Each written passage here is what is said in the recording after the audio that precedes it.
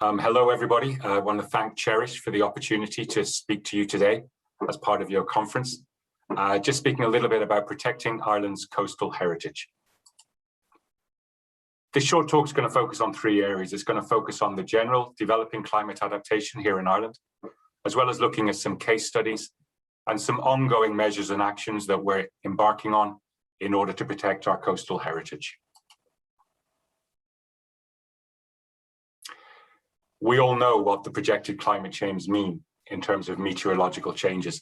I won't read them all. Warmer, wetter winters, drier summers, and rising sea levels specifically all have the potential to impact severely on our heritage.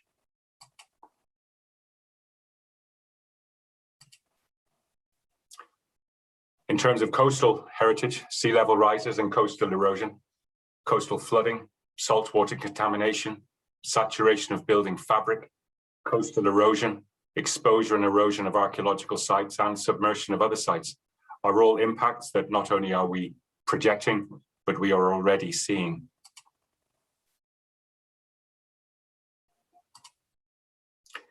One example is from our Armada wrecks off the coast of County Sligo here in Ireland.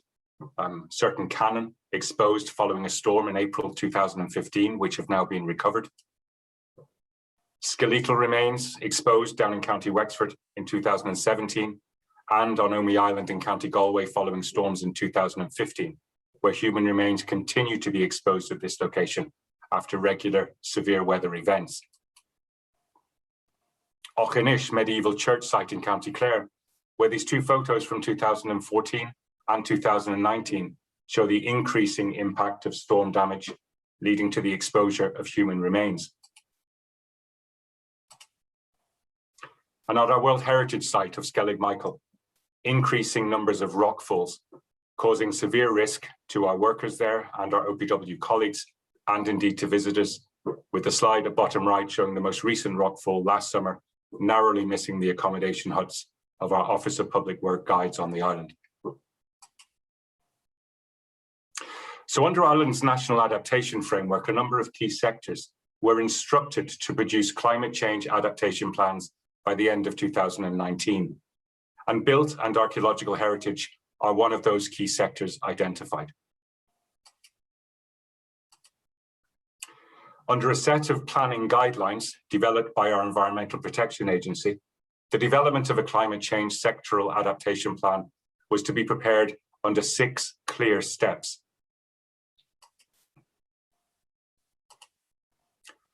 The initial part of this was building dialogue and creating the necessary partnerships that were important as we embarked on developing the plan. And I won't list them all, but I just want to thank all of those who have contributed over many years as part of our advisory group and planning team for all their hard work in working with us and in building the necessary partnerships. The Climate Change Advisory Group met 6 times during the development of the plan, and many of our colleagues on that have now transferred to the Climate Change Planning team to work with us in guiding the delivery and implementation of the plan over the next number of years. We move straight to that prioritization step, and relevant here to this conference in CHERISH, where we have international collaboration. As part of that prioritization step, as well as public consultation and stakeholder consultation here in Ireland, we also looked at the work of our colleagues in Scotland, Wales, and Historic England in looking at what they were doing in terms of climate adaptation plan and identifying those priorities, which clearly we all share. And then looking at those priority impacts, that next step in the process, and seeing in relation to coastal heritage, sea level rises and storm surges and storm damage, as well as coastal erosion, were all signified and determined to be high risk priority impacts affecting our heritage. So ultimately, at the end of 2019, we produced and published our Built and Archaeological Heritage Adaptation Plan. It was prepared for us by a multidisciplinary team led by Carrick Conservation International, with Dr. Kathy Daly of University of Lincoln as lead author, and I thank her, who's also presenting as part of this conference. 5 goals, 16 objectives, and 48 actions, identifying cross-sectoral implications and also co-benefits with other plans. And our plan is to be reviewed on a regular basis with a full-scale update every 3 to 5 years. And there's a link there at the bottom of the slide where you may be able to get a downloaded version of our plan. As I said, 5 goals. Improve understanding of the heritage resource and its vulnerability to climate change impacts. Develop and mainstream sustainable policies and plans for climate change adaptation. To maintain Ireland's heritage for future generations. Communicate and transfer knowledge. And the final goal being to exploit the opportunities for built and archaeological heritage to demonstrate value. If we look at goal 1 and a number of those actions and priority actions that we've identified. Under goal 1 is improving understanding. We have to produce a baseline quantification of the number, nature and location of our assets at risk, to carry out climate vulnerability assessments, such as being carried out by Fingal County Council and also by our colleagues in Office of Public Works, and also engagement with communities and monitoring climate change at selected sites, as well as developing monitoring and response regimes which build on citizen science approaches. The priority actions we've developed under goal 2 is to coordinate with our local authorities across the country to ensure that national and regional policies align, to identify those heritage assets that may be under threat, either directly or indirectly because of climate change, and also to include heritage considerations in emergency response systems. Our third goal of conserving Ireland's heritage for future generations has a number of priority actions that we're now focused on, including the climate proofing of planning procedures, a review and build on existing practice relevant to building climate resilience, and also the identification and implementation of practical measures to protect heritage assets against extreme weather impacts, as well as the surveying and recording of those risk assets when loss is inevitable. Our fourth goal is communicate and transfer knowledge, creation of guidelines on preparing for and recovering from impacts, to work with others in providing guidance for the public sector on adaptation and response measures, the establishment of a system for harmonizing the collection of baseline data, and training to identify capacity issues in relation to adaptation of cultural heritage. Our final goal is to exploit opportunities for built and archaeological heritage, to demonstrate value and secure resources. And this priority action under this goal is to develop grant schemes enabled to support heritage against the impacts of climate change, supported by guidance documents. We had about 11 case studies in our adaptation plan, 5 or 6 of which are coastal, and I'm going to touch on 1 or 2 of those and some others just now. Our prime example is Doombeg Promontory Fort down in Dingle in County Kerry, which many of you will have known from previous conferences and which our colleagues in Discovery Programme are very heavily involved alongside our colleagues in the Office of Public Works. A high-profile promontory fort down in that exposed part of the southwest coast, experiencing loss since the late 19th century, where you can see on this slide the continuing collapse of the cliff edge, leading to severe impacts on the site. In December 2017 and since, there's been further significant collapses, with the internal entrance collapsing into the sea on the last incident.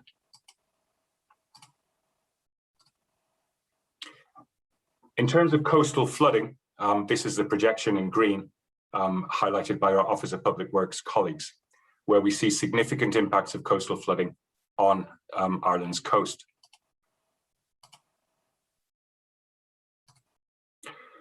It doesn't only impact, of course, on prehistoric skeletal remains. The very centre of Dublin City is at risk, with the campus of Trinity College Dublin being a high heritage risk asset, where projections show the level of potential risk of coastal flooding based on 30% increase in rainfall on the right-hand slide.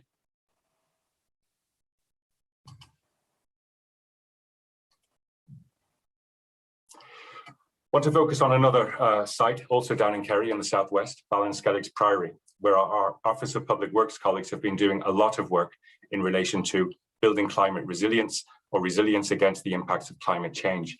It is a medieval church site on an exposed coast. Not far off the coast lies Skellig Michael.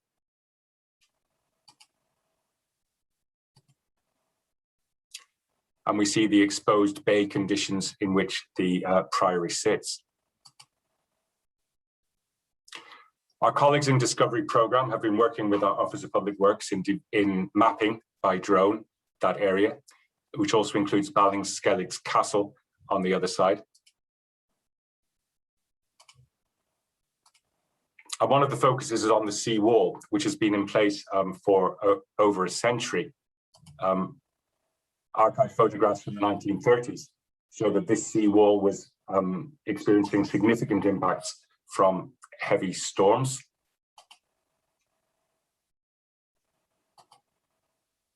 Again, a further photo from 1932 showing damage to the seawall as was.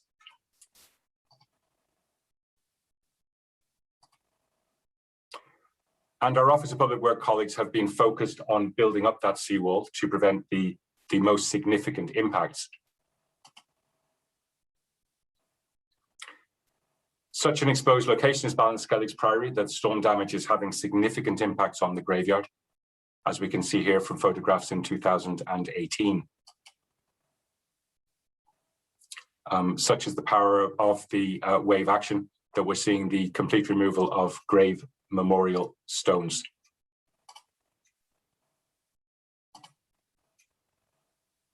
Skellig's is a wonderful example and became the focus of an Adapt Northern Heritage workshop back in July 2019, where our department with Office of Public Works colleagues and many other stakeholders are looking at that site to see what can be learned and what can be learned from the implementation measures which are being considered.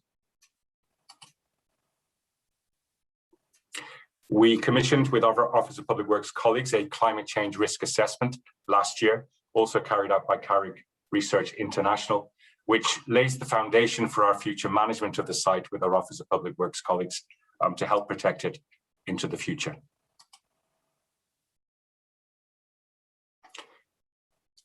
Significant work by our Office of Public Works friends, doing repointing, grouting and wall top repairs. And further work to the Abbot's House, repairing the tops of walls. And also to the cloister tomb from December 2020. All these conservation works building resilience and helping protect the monument for years to come.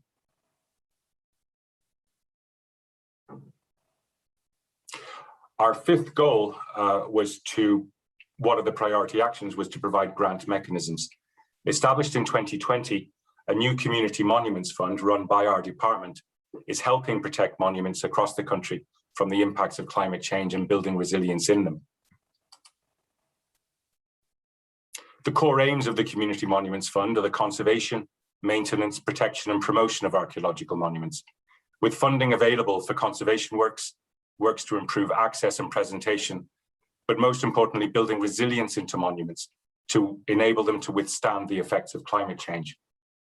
We allocated 1.15 million in 2020, supporting 71 projects, and we have €2 million for this year, with the aim to support over 120 projects over the course of the year.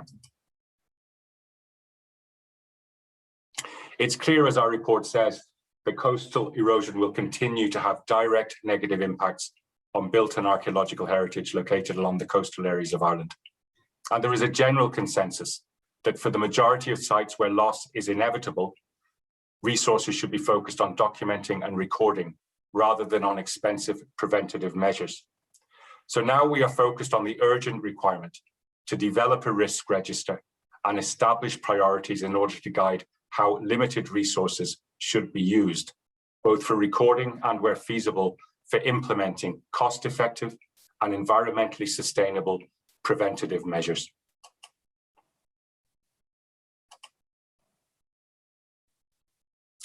And most importantly, we're going to keep on talking. We need to build the necessary partnerships and support the collaboration that is necessary, including with civil society. We are focused on creating structures and networks to facilitate engagement, as well as supporting the custodians of heritage sites in protecting their properties, as we are doing through the Community Monuments Fund, with an additional focus on providing guidance on mitigating damage and on appropriate adaptation. And we are also focused on promoting the development of required skills and expertise. And most importantly, we need to share our knowledge, as epitomised by international collaborative projects such as CHERISH. We share similar heritage and we share very similar risks and impacts. We have recently signed a Climate Action Memorandum of Understanding with our colleagues in Historic Environment Scotland, and we are working now with our colleagues in Northern Ireland to develop something similar, and we will also be reaching out to other jurisdictions to create similar. So I hope you see that our focus is on protecting our coastal heritage with limited resources that we have.